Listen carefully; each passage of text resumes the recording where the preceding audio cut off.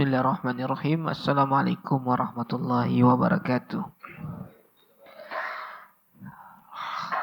Alhamdulillahi wassalatu wassalamu ala Rasulillah wa ala alihi wa ashabihi wa man tabi'ahum bi ihsanin ila yaumiddin, amma ba'd. Yaqulullahu ta'ala fi kitabil karim, ya ayyuhallazina amanu taqullaha haqqa tuqatih wa la tamutunna illa wa antum muslimun. Allahumma salli wa sallim ala abdika wa rasulika nabiyina Muhammadin wa ala alihi wa ashabihi ajma'in. Jamaah kaum muslimin, ikhwati a'azani Allah wa iyyakum. Alhamdulillah, kembali kita di malam hari ini dapat melanjutkan kajian kita, masih membahas tema seputar larangan-larangan yang ada di dalam Islam yang diambil di dalam kitab Al-Mawsu'atul Fiqh Al-Manahi, ensiklopedia larangan, yang kita masih membahas dalam masalah ilmu, ya. Pada pertemuan yang lalu kita sudah membahas tentang bahayanya ilmu yang tidak diamalkan. Dan di bab yang kebaru ini, pada pembahasan lanjutan dari bab yang ke-29, tercelanya dan larangannya pengakuan-pengakuan semata bahwasannya dia seorang yang berilmu. Pengakuan semata bahwasanya dia ahli Al-Quran. Orang yang makin alim, orang yang makin banyak ilmunya, semakin menjadikan dirinya itu tunduk, semakin menjadikan dirinya itu tidak menampakkan sisi keilmuannya. Tetapi sebaliknya, orang yang baru belajar, di situ dia akan menampakkan bahwasanya dia itu seakan-akan yang alim, seakan-akan dia orang yang paling berilmu, jemaah. Makanya para ulama sudah menasihatkan kepada kita tentang fase jenjang seorang dalam tahap menuntut ilmu. Itu ada 3 fase yang telah kita jelaskan, jemaah. Yaitu fase sombong, ya, fase tawadu, dan fase yang terakhir adalah fase di mana dia menganggap selama ini dia belajar makin banyak yang tidak diketahui, jemaah. Nah, di fase sombong ini masih fase orang yang baru tahap-tahap mulai belajar, ya. Apalagi seorang yang baru belajar bahasa Arab misalnya, ya. Saya teringat kisah para ulama, jemaah, yang mana ada seorang ulama yang punya ART lah kita bisa bilang, ya, pembantu. Kalau dulu tuh yang mengurusi rumah itu budak, jemaah. Jadi si Baweh ini guru besar dalam masalah ilmu nahwu, jemaah. Belum tahu si Baweh. Kalau rujukan ilmu nahwu itu kalau enggak si Baweh, Al-Imam Kisai, jemaah. Si Baweh ini pakar tentang ilmu nahwu. Jadi ada seorang sosok-sosok menantang si Baweh lah. Mana si Baweh? Mana tuh si Baweh? Aku mau tantang dia tentang ilmu nahwu. Si Baweh pas itu nggak ada di rumah, coba. Yang ada cuma pembantunya. Jadi kata si pembantunya membalas tantangan tadi ini dengan mengucapkan ucapan syair, ya. Akhirnya yang nantang tadi ini balik lagi pulang, jemaah. Maksudnya apa? Pembantunya aja udah kayak gini gitu. Apalagi jumpa majikannya, ya. Langsung down, jemaah, ya. Jadi betul lah firman Allah Subhanahu wa taala, wa fawqa kulli ilmin alim.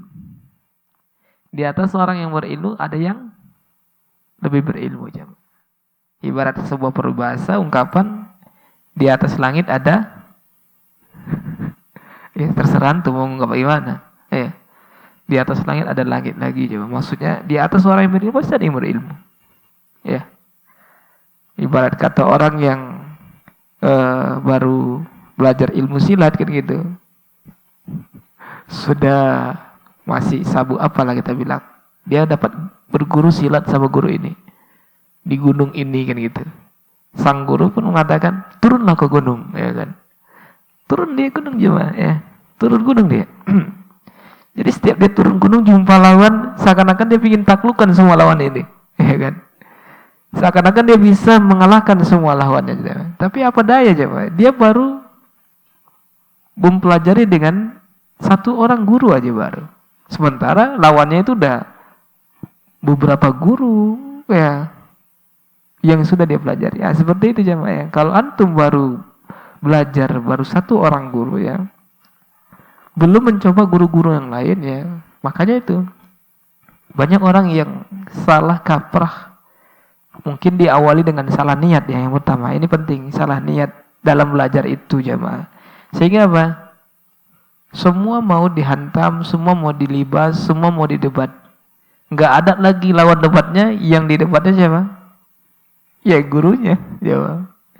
Gurunya sendiri, ya. Ya namanya sang guru melihat seorang murid ya bagus ngalah aja kan, yang ngalah waras kan gitu. Daripada diladeni, ya nggak ada aja Pak. Kalau antum meladeni orang yang tadi ya seakan-akan bicaranya besar tapi ilmunya nggak ada, itu yang inilah bab ini sekarang yang akan kita bahas jemaah. Ya, pengakuan semata tentang dia itu berilmu, tentang dia ahli Al-Quran jemaah. Mari kita buka firman Allah Subhanahu Wa Taala di dalam surat Ali Imran, celaan bagi orang-orang yang mengaku-ngaku memiliki ilmu jemaah. Kata Allah Subhanahu Wa Taala di dalam surah Ali Imran ayat 188. A'udzu billahi minasy syaithanir rajim. La tahsabanna allazina yafrahuna bima ataw wa yuhibbuna an yuhmadu bima lam yaf'alu. Kata Allah Subhanahu Wa Taala, jangan kau menganggap dan jangan kau mengira orang-orang yang sangat senang sekali terhadap apa yang telah Allah berikan kepada dirinya. Jadi jangan terlalu senang jemaah ya. Misalnya Allah memberikan sedikit keutamaan gitu bagi kita jemaah ya. Antum paham lah orang kalau berbahasa Minang misalnya. Ya udah. Kita nggak terlalu harus jemawa kali. Antum belajar Durusulugah misalnya. Ya. Antum udah kenal haza kitabun. Ya. Haza maktabun. Antum masih fase itu dah. Yang dituntut antum harus gimana nih? Ya, caranya agar bisa lebih mengenal. La tahsabannal ladzina yafrahuna bima atau. Jangan terlalu berbangga. Jangan terlalu senang, ya, Pak. Ya. Wa yuhibbuna ayyuhmadu bima lam yaf'alu. Imbasnya apa? Imbasnya kau sangat senang kalau dipuji terhadap apa yang enggak ada pada dirimu. Nah, itu yang bahaya, jemaah, ya. Itu imbasnya nanti. Orang yang baru belajar tadi ini menganggap dirinya itu udah bisa menguasai seluruh bidang ilmu jemaah. Sehingga timbulnya mansya pertama sekali ini. Ya. Fala tahsabannahum bimafazatin minal azab. Jangan kalian mengira apa yang mereka dapat itu kecuali dari azab jemaah. Itulah benih-benih kesombongan yang ada. Tak kala kita sudah belajar ilmu, yang mana dengan ilmu tadi ini bisa mengangkat derajat kita, malah ilmu tadi menurunkan derajat kita jemaah. Ya. Malah ilmu tadi ini mengantarkan kepada kehinaan. Seharusnya ilmu tadi ini menjadikan cahaya bagi kita, menjadikan bimbingan bagi kita, tapi malah ilmu tadi ini merusak jemaah. Fala tahsabannahum bimafazatim minal azab. Jangan kau menganggap apa yang telah itu kecuali balasannya dari azab. Walahum azabun alim. Bagi mereka itu azab yang pedih jemaah. Lihat, beliau akan menyebutkan sebuah kisah kepada kita tentang kisah Nabi Musa alaihissalam. Ini teguran kepada Nabi Musa alaihissalam, ya, yang menganggap bahwasannya beliau itu paling alim di Bani Israel, jemaah. Menganggap Nabi Musa itu memiliki keilmuan yang sangat luas. Ini kisah disebutkan di dalam hadis Ubay bin Ka'ab. Qama Musa Nabi sallallahu alaihi wasallam khatiban fi Bani Israel. Fasu'ila ayyun nasi a'lam. Faqala ana a'lam. Pernah Nabi Musa berdiri menyampaikan khutbah, menyampaikan pesan singkat di hadapan Bani Israel. Ternyata ada orang yang nanya ini jamaah. Ini perhatian nih ya. Kadang nih kita kalau fitnahnya yang menyambar kepada seorang dai, para penuntut ilmu itu ya mad'u sebenarnya. Ya, mad'u menganggap Masya Allah nih Ustadz, ya, ilmunya luar biasa. Ustadz Masya Allah ilmunya dalam kali. Ustadz nih Masya Allah ilmunya. Ya padahal belum ada apa-apa jemaah. Seringnya kita menjadikan posisi orang itu mengustadkan orang. Sikit-sikit ustadz jemaah. Ya. Baru belajar, baru gerak, baru gini, dah ustadz. Ya. Panggilnya ustadz, ustadz, ya. Nah, ini bahaya. Jadi apa? Sehingga kalau nggak dipanggil ustadz nggak mau, kan gitu. Padahal entah berantah di mana, kita nggak tahu dia belajar di mana, tiba-tiba udah jadi ustadz. Cepat kali prosesnya jemaah, kan gitu. Diustadkan, ya. Kita manggilnya ustadz. Nah ini bahaya. Jangan main-main dalam masalah ini jemaah ya. Antum kan sering kayak gitu. Ya. Orang tengok sedikit belajar, pandai dia bahasa Arab sedikit, dah mulai antum. Ustadz, Masya Allah ustadz.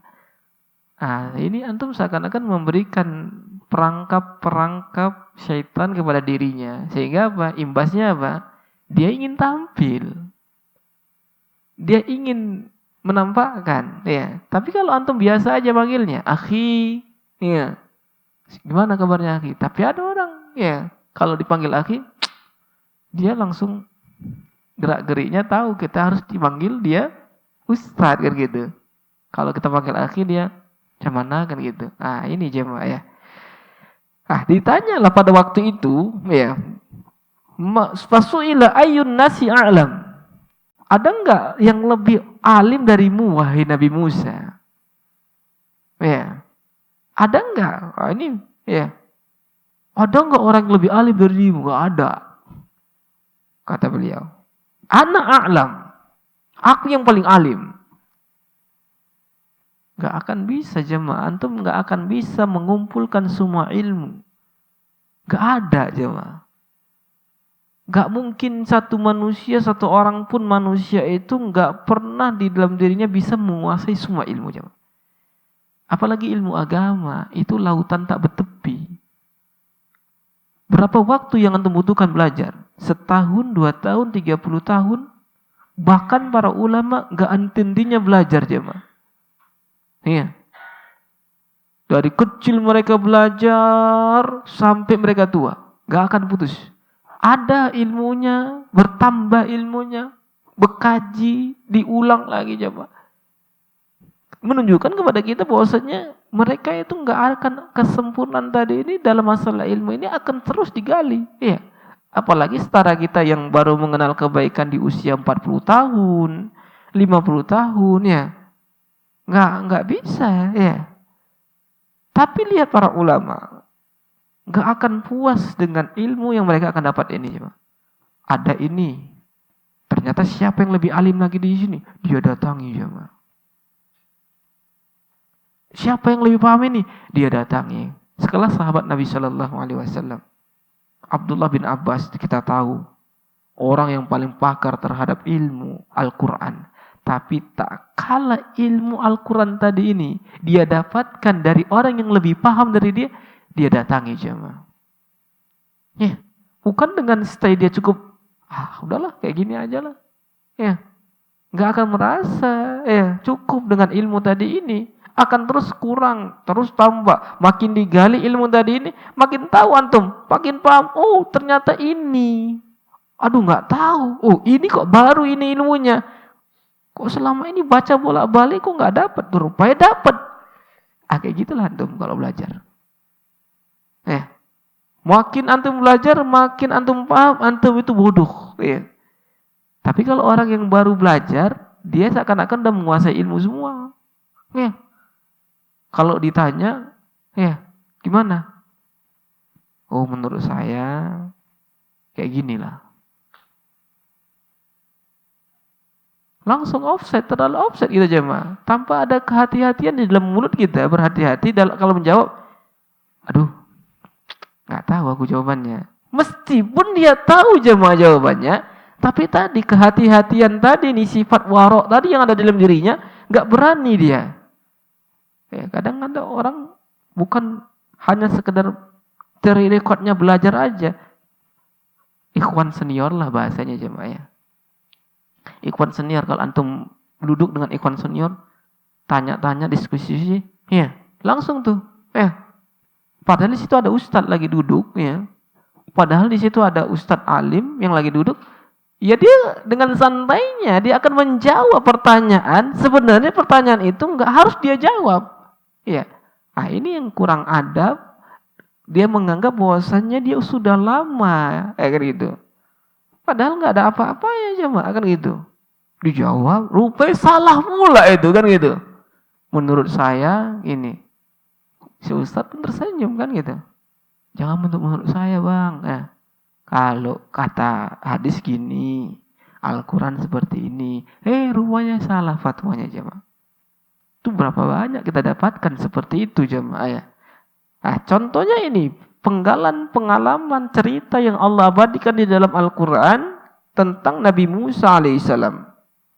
Fa'ataballahu alaihi lam yuraddul al-ilmu alaihi. Ternyata apa? Allah kasih cobaan. Allah celah Nabi Musa, ditanya sesuatu Nabi Musa nggak paham. Nabi Musa nggak tahu jemaah, Akhirnya apa? Allah wayuhkanlah cerita tadi ini bahwasannya Nabi Musa untuk mendatangi seorang hamba yang saleh dari hamba-hambaku. Cerita perjalanan Nabi Musa dengan Nabi Khidir. Kalau memang Nabi Musa paham tahu, kenapa Nabi Musa harus bertanya apa yang dibawa dan diperlakukan oleh Khidir? Cerita pertama dibolongi kapalnya. Nabi Musa bertanya, kok kau bolongi? Padahal udah sepakat di awal, udah deal. Nanti kalau ikut kau bersamaku, tolong satu aja yang ku minta, jangan tanya. Tengok nih Nabi Musa, dibolongi kapal, nanya. Akhirnya kata Nabi Khidir apa? Aku nggak bisa sabar kayak gini.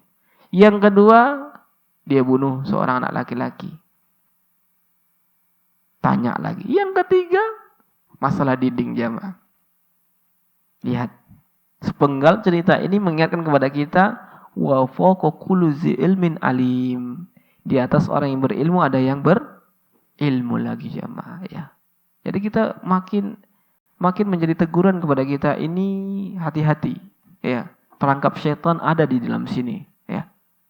Sehingga jangan ada benih-benih kesombongan di dalam diri kita sehingga kita merendahkan orang lain jemaah. Ya. Itulah yang namanya kesombongan. Itulah benih-benih kesombongan yang ada di dalam diri kita jemaah ya. Di dalam riwayat jemaah ya, ada seorang ulama, dan ini merupakan teguran bagi kita semua. Seorang ulama tadi ini dengan begitu enaknya dia mengatakan, ayo, siapa yang mau bertanya kepada aku, tanyalah. Nah ini, padahal yang paling ditakutkan kalau setiap kajian adalah sesi tanya jawab jemaah. Ya, bagi seorang dai, bagi seorang ustadz, seorang alim, kalau mengajar gini enak jemaah. Karena udah dikuasai. Ya, ilmu tadi ini udah dikuasai. Belajar dasar-dasar ilmu sudah paham. Ya, dasar-dasar ini sudah paham. Tapi kalau dalam sesi tanya jawab, dah. Ini pertanyaan yang paling susah. Terkadang ada pertanyaan, ini kalau dijawab wallahu alam, wah kredibilitas saya turun kan gitu.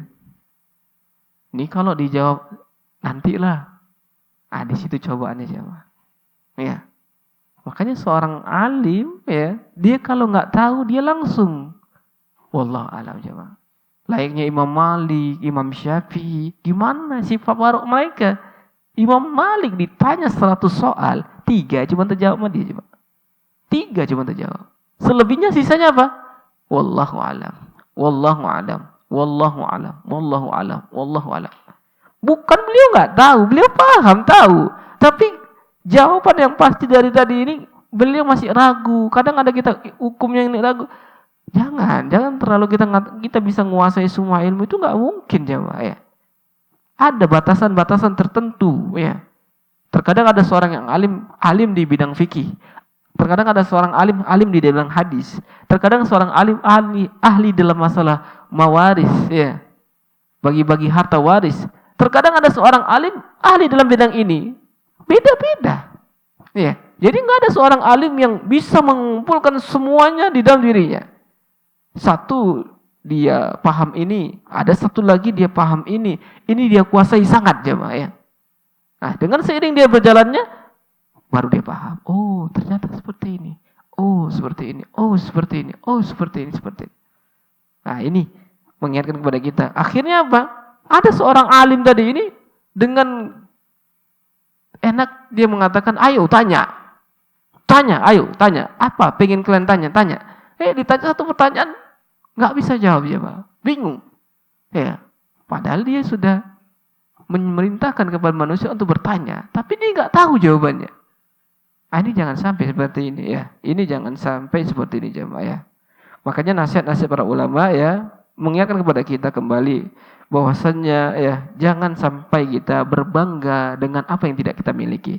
Di dalam hadis Rasulullah sallallahu alaihi wasallam bersabda, "Man tashabba bima lam yu'ta kalabasin saubizur." Barang siapa yang berbangga dengan apa yang dia tidak miliki, itu seperti memakai pakaian kedustaan jemaah. Ya. Antum udah dapat gelar, ya. Antum udah diberikan hafiz, mutkin, imam, alamah, ya. Udah banyak kali gelarnya kan gitu. Padahal para ulama itu nggak ingin sekali mereka dicap seperti ini, ya. Para ulama tadi tidak ingin, karena berat nanti apa yang akan mereka dapatkan nanti di sisi Allah Subhanahu wa taala. Di antara nasihat yang selalu kita ingat di dalam Al-Qur'an, Allah Subhanahu wa taala ingatkan di dalam surah An-Najm ayat 32. Fala tuzakku anfusakum huwa a'lamu bimanittaqa.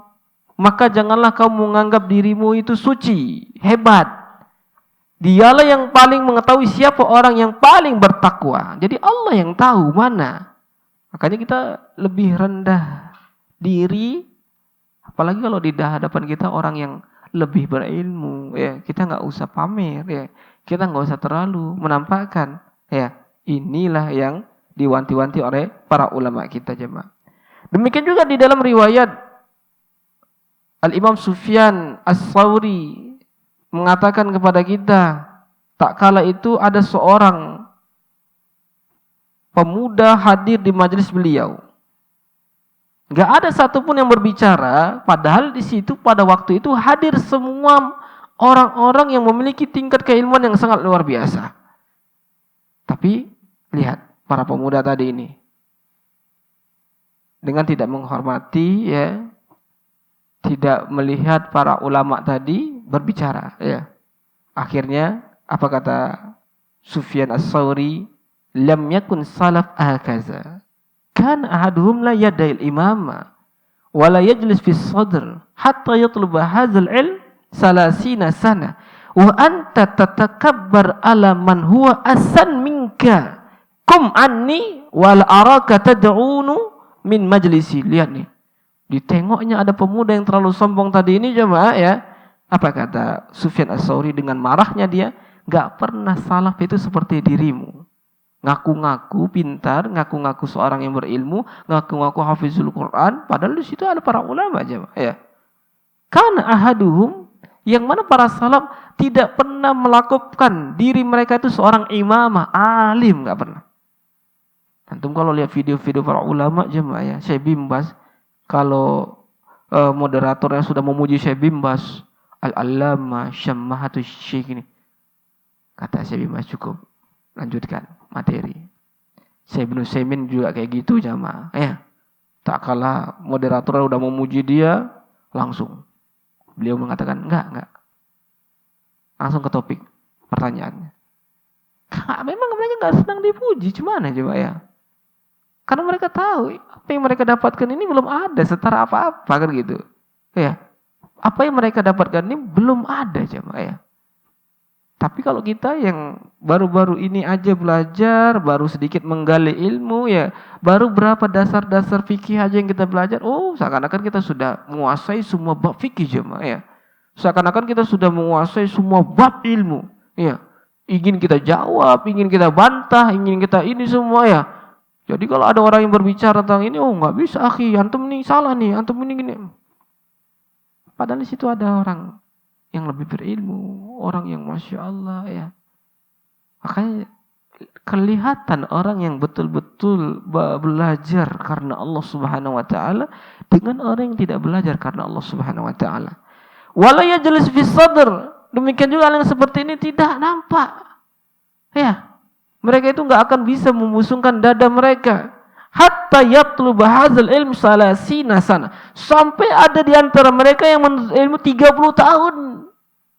Iya. Berapa lama sih kita menuntut ilmu jemaah ya?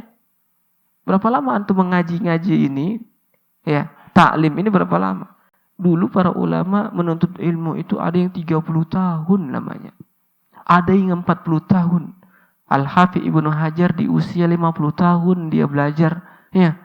Mengurus kitab, mempelajari Alkitab. Al-Imam Bukhari juga seperti itu. Berapa lama mereka belajar jemaah? Jadi enggak ada yang sebentar. Kalau riwayat pelajar sekarang baru setahun dah. Udah langsung up, naik, ya. Udah bisa mengisi ceramah sana sini, ya. Udah bisa ngisi konten YouTube, ya. Yang anehnya tak dari mana dia belajar pun nggak tahu, udah tiba-tiba udah ustad dia kan gitu. Ustad nih, mak, kapan lah ini belajar kan gitu? Kok nggak tahu bahwa ya dia belajar? Gurunya siapa? Wah enggak. Ini bahaya jemaah. Wa anta tatakabbar ala man huwa asanna minka, kata Sufyan Ats-Tsauri, sedangkan kau menyombongkan diri terhadap orang yang lebih tua dari dirimu. Kum anni, pergi kau. Ini marah sekali Al-Imam Sufyan Ats-Tsauri. Ya.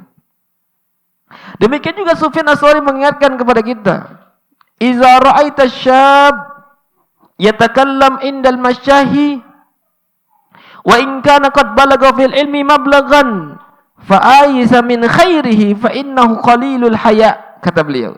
Kata Sufyan Ats-Tsauri, kalau kau melihat seorang pemuda berani berbicara di antara para ulama, ya, ada sekelompok pemuda berani berbicara di antara para masyayikh, ya, agak-agak naik suaranya, ya, agak-agak frontal dia, agak-agak terdengar suaranya, padahal di situ ada para masyayikh, ya. Wa in kana qad balagha fil ilmi mablaghan, walaupun kata beliau, walaupun ilmunya luas, ya, walaupun ilmunya luar biasa, sangat kecewa, ya, sangat tidak diharapkan dari kebaikannya. Fa innahu qalilul haya. Enggak ada rasa malunya jemaah, ya. Tidak ada rasa malunya. Dahulu lihat para sahabat Nabi sallallahu alaihi wasallam, tak kala Abu Bakar hadir, mereka enggak ada yang berani. Abu Bakar ini orang yang paling alim. Tanya dia, silakan. Ya. Bahkan di antara mereka saling lempar-melempar. Nanti kembali lagi pertanyaan ke dia. Kayak gitu loh jemaah. Pernah dengar riwayatnya itu kan? Tanya sama si fulan. Tanya, balik lagi ke dia. Berarti dia yang paling alim dah, kan gitu. berarti dia yang paling alim jemaah. Dia yang pantas menjawab. Ya, bagaimana para ulama yang dikisahkan 3 orang ulama yang berdiri di saf yang bersama. Saf yang pertama Syekh bin Baz, Ibnu Utsaimin, Syekh Albani. Saling sorang-sorangan. Lah kalian tafadhalah, antum lah imam. Syekh bin Baz enggak yang imam. Udah tanah beribut-ribut ya. Akhirnya apa?